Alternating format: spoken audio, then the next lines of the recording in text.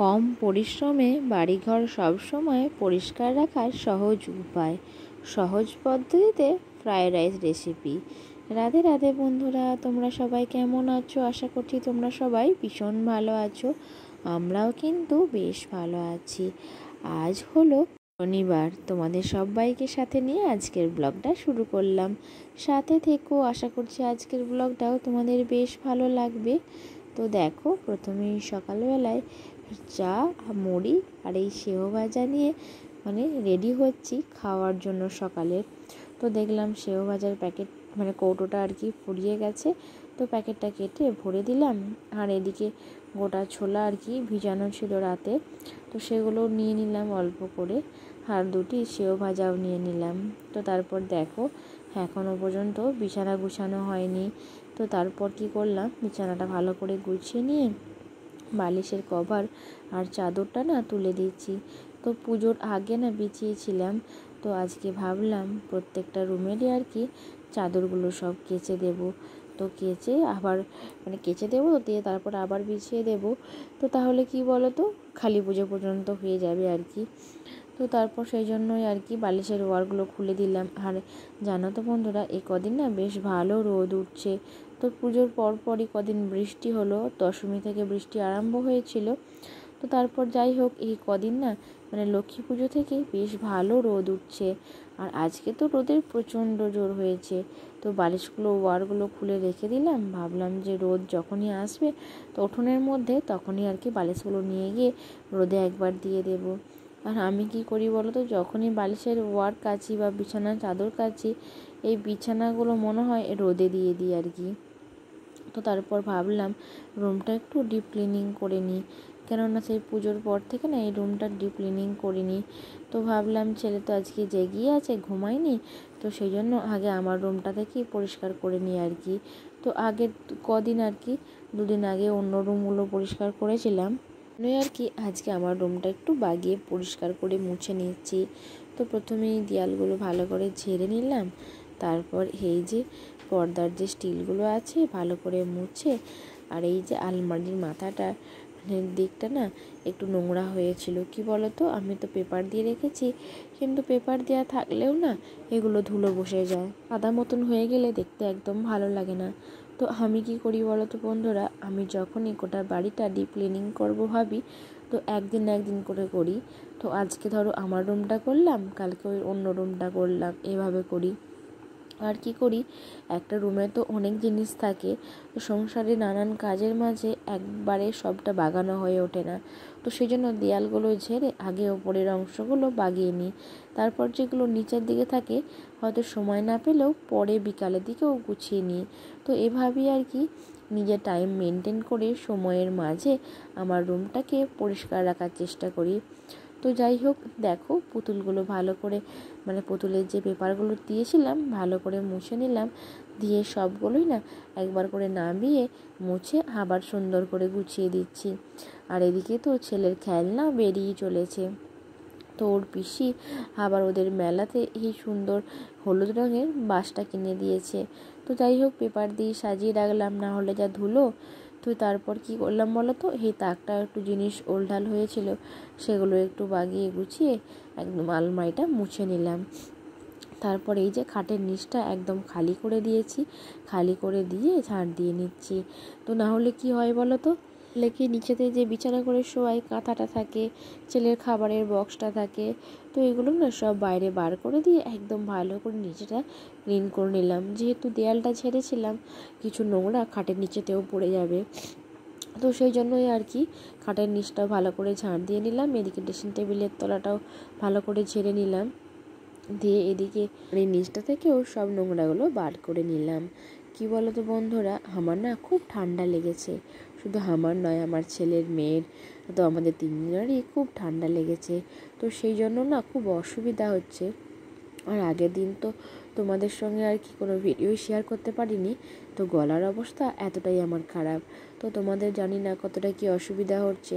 তো আমার জানো তো, এই ভয়েস দেওয়ার সময় তো কতবার যে কাশি আসছিল কি বলবো তোমাদের। তো যাই হোক, ওই রুমটা ঝাড় দিয়ে এসে এই রুমটার বালিশের ওয়ারগুলো সব খুলে দিয়ে বিছানার চাদরটা তুলে দেব। তো আমার ছেলে না আজকে সকালের দিকে ঘুমায়নি, তো ইচ্ছা করে আর কি ঘুম পাড়ায়নি, কেননা ছেলে এই দুদিন দুপুরে একদম ঘুমায়নি। তো ছেলে সেই সকালে উঠেছে, আর এই যে একদম দুপুরে ঘুম পাড়াবো, তো সেই জন্যই ও আর কি নিচেতে খেলা করছে, আর আমি এদিকে বিছানাটা তখন ঝেড়ে বাগিয়ে নিলাম। তো তারপর রুমটা দেখো নিচের দিক থেকে ভালো করে ঝাড় দিয়ে নিচ্ছি। আর কি বলো তো, এই যে কোনার দিকগুলো আর দেখবে আলমারির তলায় আর ফ্রিজের তলায় এত নোংরা জমে না, তো সব সময় আর কি ভালো করে নিচের দিকটা দিয়ে ঝাড় দিয়ে দিলে বেশ ভালো মানে নোংরাগুলো ভালো বেরিয়ে যায়। তো আমি এই রুমে যে ঝাঁটা করে ঝাঁট দিই সেটা করে না এই দুদিন ঝাঁট দিইনি। তো এই যে খেজুর পাতা ঝাঁটা করি না ঝাঁট দিচ্ছি। তো তাহলে দেখছি যে রুমের ধুলোগুলো না খুব সুন্দরভাবে মানে পরিষ্কার হয়ে যাচ্ছে। তো তারপর 3টে রুম ভালো করে ক্লিন করে নিয়ে রান্নাঘরটাও ঝাঁট দিয়ে নিচ্ছি। আর কি বলো তো, এখন না দেখছি সকাল থেকেই বেশ ভালো রোদ উঠে যাচ্ছে, তো সেই জন্যই বিছানার চাদরগুলো কেচে আগে মানে মাখিয়ে দিয়েছি সাবান গুঁড়ি দিয়ে, তারপর কেচে নিয়ে ছাদে মেলে দিয়ে আসবো। তো দেখবো যে শুকিয়ে গেলে তখন আবার ভাঁজ করে ভরে দিতে পারবো। আর কি বলো তো, এই যে যদি রোদ না হয় তাহলে খুবই সমস্যা হয়। তো এদিকে ডাইনিংয়ের দিকে সব নোংরাগুলো নিয়ে চলে এসেছি, আর ওদিকে দেখো ছেলেকে যে ঘুম পাড়াই মেঝেতে, তো সেই কাঁথাটাও না বার করে দিয়েছি সিঁড়ির মধ্যে।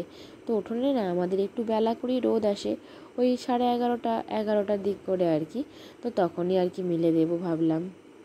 তো এদিকে কি বলো তো, কাজ করতে করতে না বেশ বেলাই হয়ে গেল। তো এদিকে ছেলেকে খাওয়ানোর সময় হয়ে গেছে, তো ঝাঁটপাট দিয়ে ছেলেকে খাইয়ে দিয়ে আবার এই যে মোছামুছির কাজ আরম্ভ করেছি। আর কি বলো তো, এই বাচ্চা হওয়ার পর থেকে মানে আমার ছেলে হওয়ার পর থেকে না এই স্ট্যান্ডে করে মোছা আমার অভ্যাস হয়ে গেছে। নাহলে এর আগে আমি মানে কাপড়ের সাহায্যে আর কি মোছামুছির কাজটা করতাম। তারপর কি বলো তো, স্ট্যান্ডে মুছলে অনেকটা তাড়াতাড়ি মোছাও যায় আর সুবিধাও হয়। তো তারপর দেখো টেবিলটা পরিষ্কার করে মুছে নিচ্ছি। আর কি বলো তো, এই ঘর মোছার সময় যদি টেবিলটা না মুছি না একদম সময় পাই না, জানো তো। তো সেই জন্য কী করি বলো তো, যখনই মোছামুছির কাজটা করি তখনই আগে টেবিলটা মুছে নিই। তো এদিকে টেবিলের দিকে কিছু নোংরা ছিল সেগুলো আবার নিচে পড়ে গেল, তো সেগুলো দেখো একবারে আমি মোছার সময় নিয়ে বার করে দিলাম। তো এইদিকে মোছামুছির কাজটা হয়ে গেলে আবার রান্না বসাতে হবে। তো মেয়ের আজকে বায়না অন্য কিছু খাবারের, তো সেই জন্যই ভাবলাম তাড়াতাড়ি ঘরের কাজগুলো সেরে নিই। তো এদিকে আমি ফ্রায়েড রাইস বানানোর জন্য চাল নিয়ে সেদ্ধ করতে দিয়ে দিয়েছি। তো দেখো চালটা আমার এদিকে সেদ্ধ হয়ে এসেছে, এবার চালটাকে না ছেঁকে দেবো। কি বলো তো, রাইসের চালটা কিন্তু খুবই ভালোভাবে দেখে নামাতে হবে, যে একদম বেশি সেদ্ধ করা যাবে না এবং খুব কম সেদ্ধ করা যাবে না। তো সেই জন্যই একটা মানে বড় জায়গার মধ্যে সেদ্ধ করলে খুবই সুবিধা হয়, হাঁড়িতেও সেদ্ধ করা যায়। তো এদিকে রাইসের চালটা ছেঁকে রেখে দিলাম, আর কড়াইয়ের মধ্যে না দেখো তেজপাতা আর পাঁচফোড়ন দিয়ে এদিকে আমি মিক্সার গ্রাইন্ডে আদা, শুকনো লঙ্কা আর টমেটোটা বেটে রেখেছিলাম। তারপরে এই যে কড়াইয়ের মধ্যে মশলাটা কষতে দিয়ে দিয়েছি, আর এর মধ্যে নুন আর হলুদও দিয়ে দিলাম। আর কি বলো তো, মশলাটা থেকে যখন ভালো করে তেলটা বেরিয়ে এলো তারপর সেদ্ধ করে রাখা আলুটা দিলাম। তো মেয়ের আজকে বায়না জলখাবারের ফ্রায়েড রাইস আর আলুর দম খাবে, তো সেটাই আর কি বানাচ্ছি। তো দেখো আলুটা না ভালো করে একটু কষিয়ে নিচ্ছি। আর কি বলো তো, যে কোনো রান্না একটু ভালো করে কষলে না খেতে বেশ ভালো টেস্ট হয়। তো বেশ ভালো করে কষানো হয়ে গেলে তারপর পরিমাণ মতো জল দিয়ে দিচ্ছি। আর কি বলো তো, আমাদের বাড়িতে তো সদস্যটা একটু বেশি, মানে মোট তো 11 জন সদস্য, সেজন্য না অনেকটা ঝোল বানাতে হয়, কেননা সবাইকে বাটিতে মানে সার্ভ করতে করতেই তখন ঝোলের পরিমাণটা কমে যায়।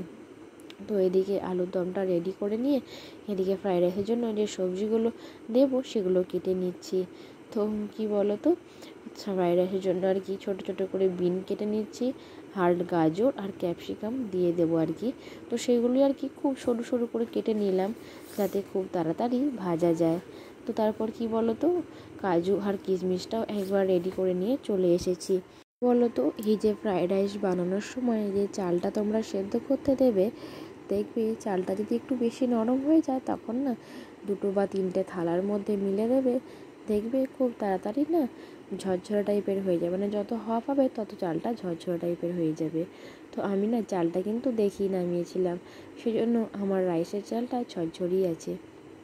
এদিকে সাদা তেলের মধ্যে ওই লবঙ্গ আর এলাচ ফোড়ন দিয়ে দিলাম। তারপরে এই যে সবজিগুলো ভাজতে দিয়ে দিচ্ছি। তো ভাজতে দিয়ে জানো তো বন্ধুরা, আমি না গরুকে খেতে দিতে গিয়েছিলাম, তো চাপা দিয়ে গিয়েছিলাম। তারপর এসে দেখি যে সবজিগুলো এরকম ভাজা ভাজা হয়ে গেছে। তো যাই হোক, এদিকে পরিমাণ মতো চিনিটা দিলাম, তারপর কাজু আর কিশমিশটা দিলাম। আর একটা কথা বন্ধুরা, তোমরা যখন রাইস বানাবে অবশ্যই কিন্তু চালটা বাটি মাপ করে দেবে। তো 2 বাটি চাল হলে 1 বাটি চিনি, মাপটা সঠিক হয়। পর আমি সেদ্ধ করে রাখা দেখো চালটা দিয়ে মানে ভাতটা দিয়ে দিলাম আর কি। তো তারপর হালকা নাড়াচাড়া করলেই রেডি হয়ে যাবে ফ্রায়েড রাইস। আর হ্যাঁ, অবশ্যই কিন্তু এর মধ্যে না মানে 2 চামচ ঘিও দিয়েছিলাম নামানোর আগে আর কি। তারপর থালা চাপা দিয়ে দিয়েছিলাম। তারপর কি বলো তো, আমার না ঝরঝরে রাইস একদম পুরো রেডি। তো যাই হোক, রাইসটা কিন্তু খেতে খুব টেস্ট হয়েছিল। তো আমার মেয়ে তো এই ফ্রায়েড রাইস আর আলুর দম খেতে খুবই ভালোবাসে। আর এদিকে আমি ছেলেকে খাওয়ানোর জন্য দুধও বসিয়ে দিয়েছিলাম। তো এদিকে আমি কিছু ধনে বীজ ছিল, মানে ধনে পাতা বীজ, সেগুলো রোদে দিয়ে দিলাম। তো ভাবছি কালকে ওটা ভিজিয়ে আর আমাদের যে খামার বাড়ি আছে ওখানে লাগিয়ে দেব। তো এদিকে আজ তো শনিবার ছিল, ওর বাপি যেত কালীতলায় পুজো করাতে।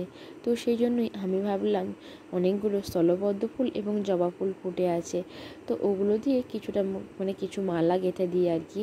তো তাহলে না নিয়ে চলে যাবে। তো সেসব সেরে মানে আমার সাংসারিক কাজ সেরেই আর কি মালাটা গাঁথতে বসলাম।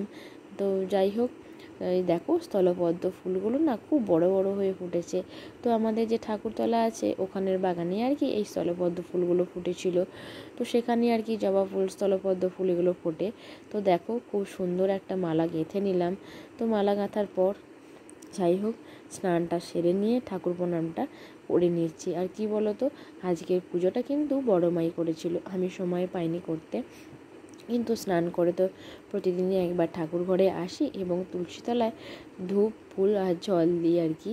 তো যাই হোক, তারপর ঠাকুর ঘরে পাখাটা অন করে দিলাম। আজকের ভিডিওটা এই পর্যন্তই, আবার দেখা হবে নেক্সট ব্লগে। রাধে রাধে।